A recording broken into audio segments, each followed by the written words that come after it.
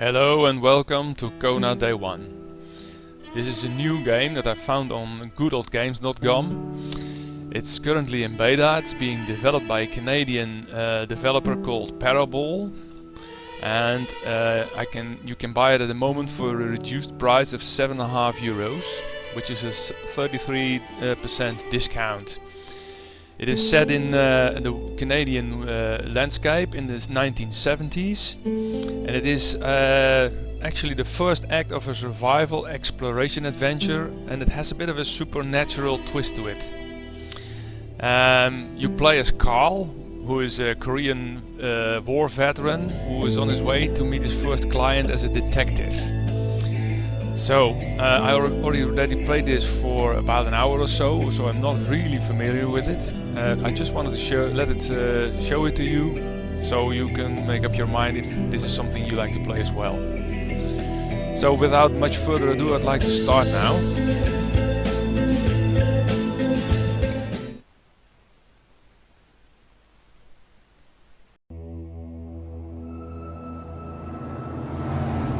You do not go through towns and over hills, across plains and forests. You do not travel hundreds of kilometers just to scold some vandals. Carl Faubert couldn't bring himself to do it. Besides, as an honorable veteran of the Korean War, Carl couldn't believe in simple things and peaceful calm anymore. Not even in the one cloaking the Canadian North. Everything's always a bit more complicated, and always a bit more troubling. That proverb, that guy from Seoul, he just kept saying it. In times of peace, don't forget danger.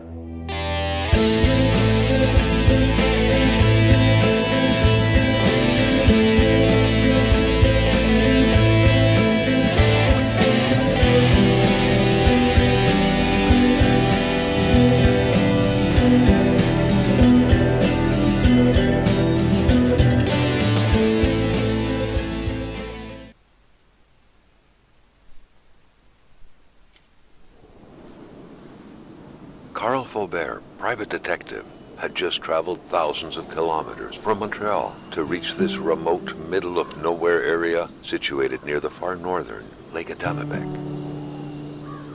Granted, that was a great distance to cover for a sole client, but word had it that he was a particularly wealthy one.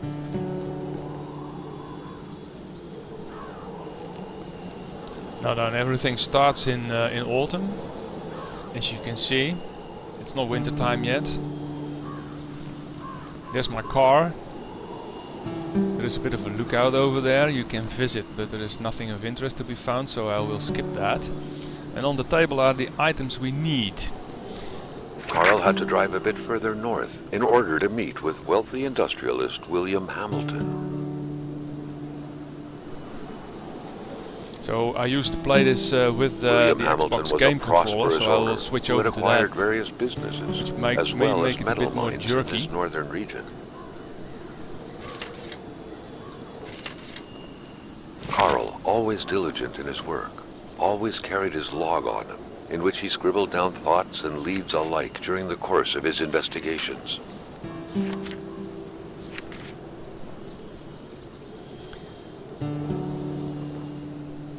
One of the most important items here is a camera, The which you Polaroid, need. Carl's long-standing and faithful ally, has seen his share of husbands caught red-handed cheating.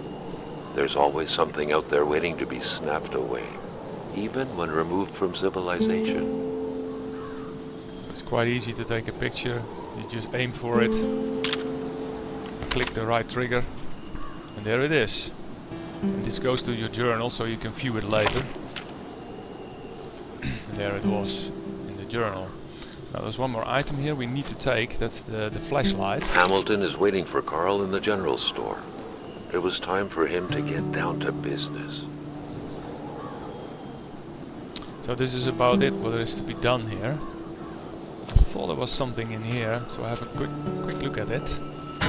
Yes, a glass bottle. I don't know what to do with it, but some things will reveal itself later on.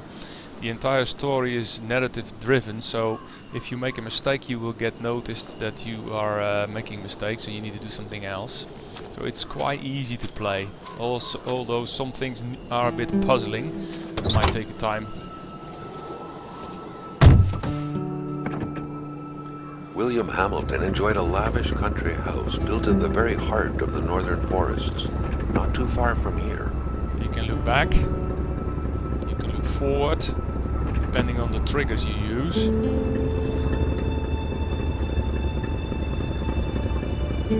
So we will start our drive now, on our way to our client. It's not easy to steer this car with The local populace was divided when it came to the affluent man. Some saw a wealthy philanthropist dedicated to improving the region's economy.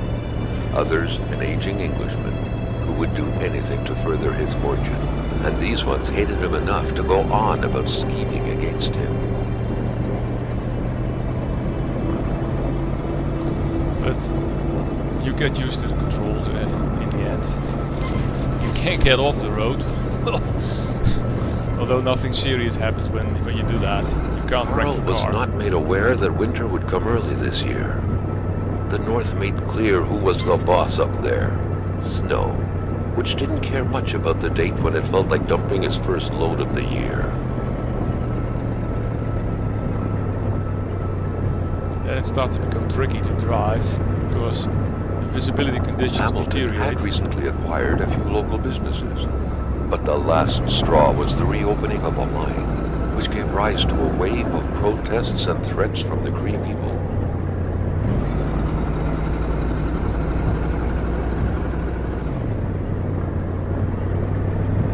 You just keep on driving. There's nothing of interest besides the road.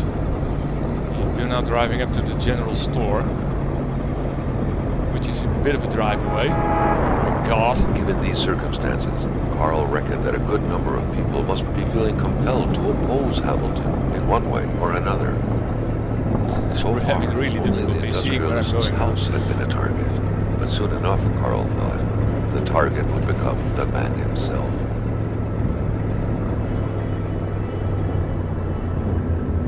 Spanning several hectares of virgin forest blanketed in eternal snow, the Manistad region, comprised mostly of bellowing caribous and inviolate lakes, wasn't exactly touristic.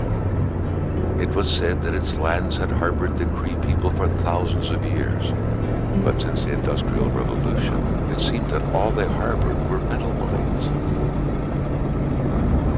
Very few souls claimed the territory surrounding Lake Atamipek. It could barely be called a village, an enclave, or a settlement perhaps. Anything that illustrates middle of nowhereness bordering the backwoods of the Cree kingdom. So this is not a movie or something. I'm really driving this car right now. Ooh. Since 1941, the general That store wasn't too provided pretty. the populace with various goods that couldn't be plucked from nature itself. William Hamilton had recently taken over the But you place. can back it up In fact, the whole region was now his. and then drive forward again. So this is the general store, it's your first stop. You can see the visibility is that poor. It's quite difficult to drive perfectly here. I'm trying to park it here without hitting anything. Up a little. Well, that'll do.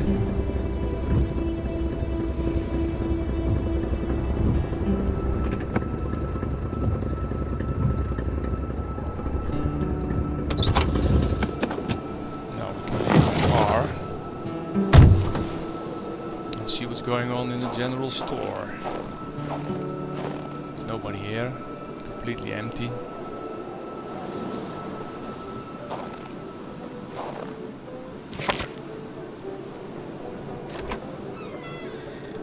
Whatever happened here, things got pretty rough, and not a trace of Hamilton. Sometimes you need to step back a bit because the door won't close. So this store is full of goods. You can all investigate those, but I will just visit only the ones that are important to us.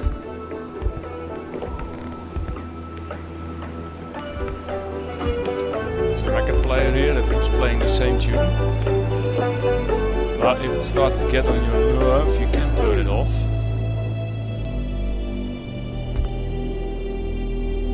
And there is a ladder here. Behind that, first aid kit. And on the other side, there's quite a few drawers here you need to investigate. Most of them are not interesting. But some contain stuff you need later on.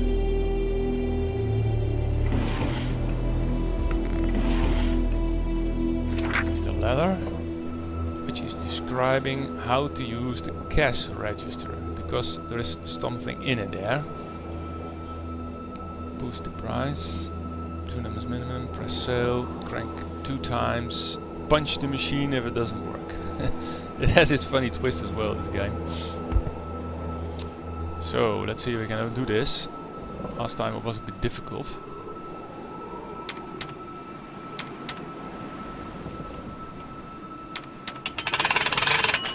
But this time I got lucky. And this is some sort of letter which says I owe you.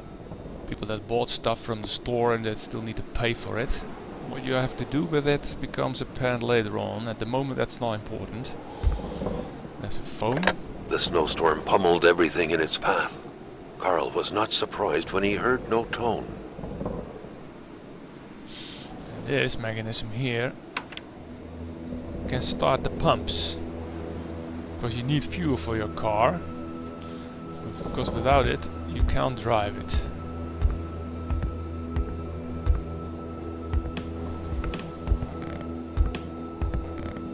Now then, there is a shed outside and we want to go to the shed, but there is limited power here, so I have to look. At the moment the power is to the garage is off, we need to turn it on. And I think we could leave the power to the store on as well. There's more to discover in here, but I don't want to spoil it all for you, so I leave some of it, but I will use the most interesting bits. This might remind you to the long dark wolves. I have not been attacked by them yet. I don't know if that's going to happen in the game or not, but it gives you a bit of a spine thrill. And there is the garage. Carl proudly remembered an essential fact of his Survival 101 class in the Army. Wolves won't approach crowded areas. Or was it about bears? Bears, yeah, bears too. This isn't the same kind of game as the Long Dark, by the way, so we need a key for this, and I forgot about that, and that's still in the store, so I have to go and pick it up. Otherwise we cannot get into the garage. You can speed up walking by pressing... Carl was no electrician, but he could identify a wiring problem when he saw one. Yeah, it's the generator. It's something we're gonna need later on. The door swings into my face again. It happens all the time. But there is the key to the garage. That's here. Finding a key is easy. Finding the right keyhole, not so much. Right, let's get back to the garage then. I think I'll shut the door to keep the warmth inside, because you can get cold, which is an issue in the game. I don't think eating and drinking is an issue, but the cold is. See, now we have the key so I can get in. So it's pretty dark in here, and there's only one thing for it, and that is take out my trusty flashlight. If I remember which button it was. There it is. And there's all sorts of goods to be looked at here. Most importantly is there is something underneath the car here. It's the crowbar. It's stuck and we need the crowbar, and for that we need to lift the car. And to lift the car we need... It sounded like an explosion had occurred in front of the store. We need electricity and something bad happened just. So Let's have a look outside what's going on. And there we see there's a power line over there, and there's one hanging down. So we have no electrical power anymore. To do that, we need to start the generator.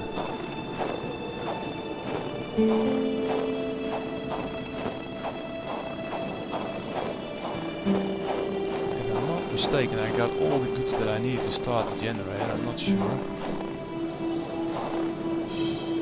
Now you need to combine stuff. We need to combine duct tape.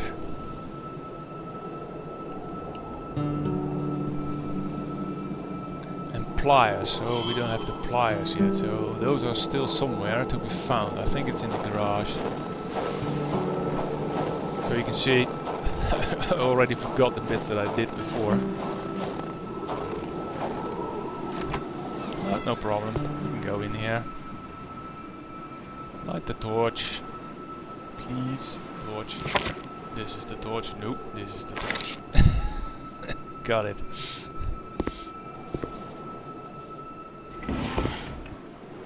No. Some nails. What's this? Those are the pliers. We need those. This one is not lootable. This one is not lootable. And the other one is not lootable either. So let's get on with it and try to lift the car.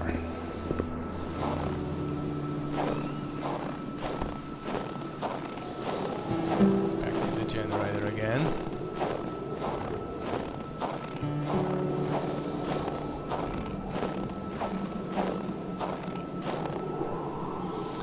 Now then, let's see. We should be able to do it now.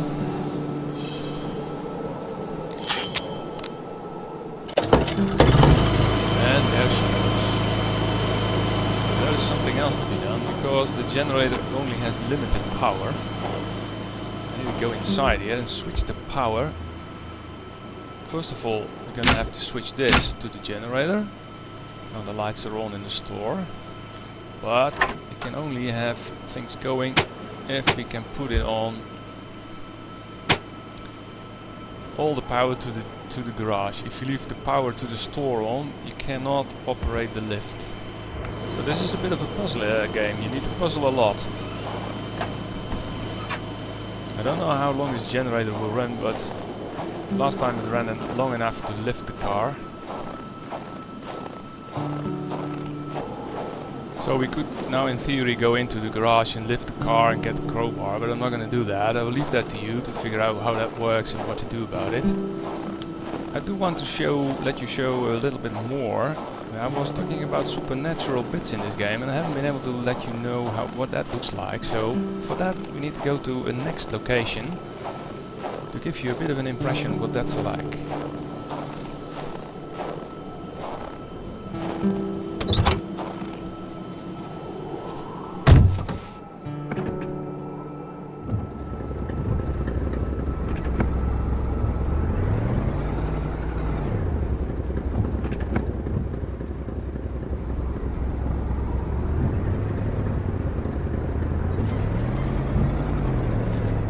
Only a short drive away, so this won't take long.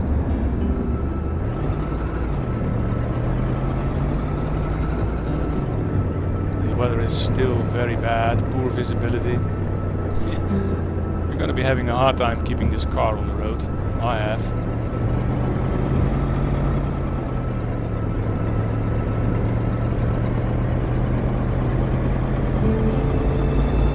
There it is. We have to go to the left here.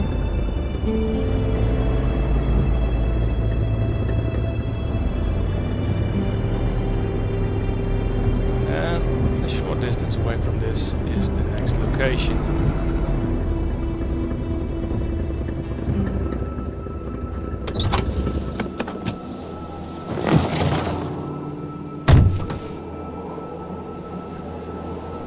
Now the story doesn't tell you why you have to go to this place, but I think you will figure it out when you play through it. It will become clear why it is.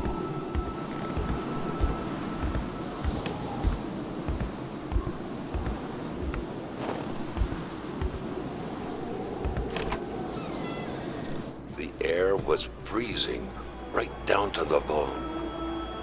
And when you come into this house you see a big blob of ice, and in this big blob of ice, if you look careful, there is a person. Carl deduced that the poor woman imprisoned in the ice was the wife of Gilles Lachance. Could cold alone do this? So the big question is, why is this person there frozen in time as it is? You can interact with it and then the A supernatural sudden thing cold happens. snap struck Carl, who felt like he was pulled into a dream. And what actually happens is you get to go back into the past, what happened in this house before this person was frozen in time.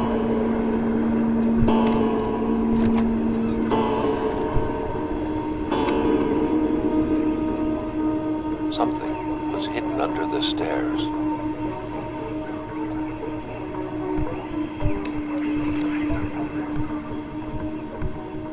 The man grabbed his rifle.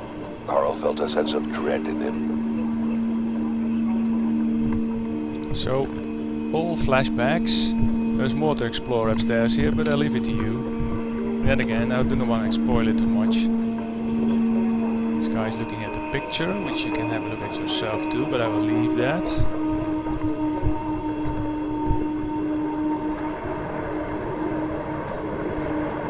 Perhaps their spousal relationship had been cooling down lately.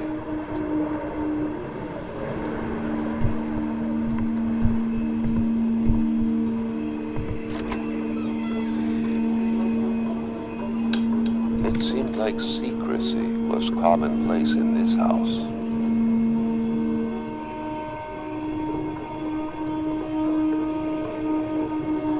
And so the story goes. There's more to explore in here, but I'll leave it to this now. I hope you have gotten a bit of an impression about the game. Hope you liked it. Let me know in the comments or give me a thumbs up. As I said, I won't be going to turn this into a Let's Play series. I just want to make this one video about it so you can get a bit of an impression. So it's going to be a bit of a let's test. I think it's totally worth it, especially for the price. At the moment it's only available on GOG, but it will also be available on Steam, I think probably within the next month. So thanks for watching everybody, have a nice day, goodbye!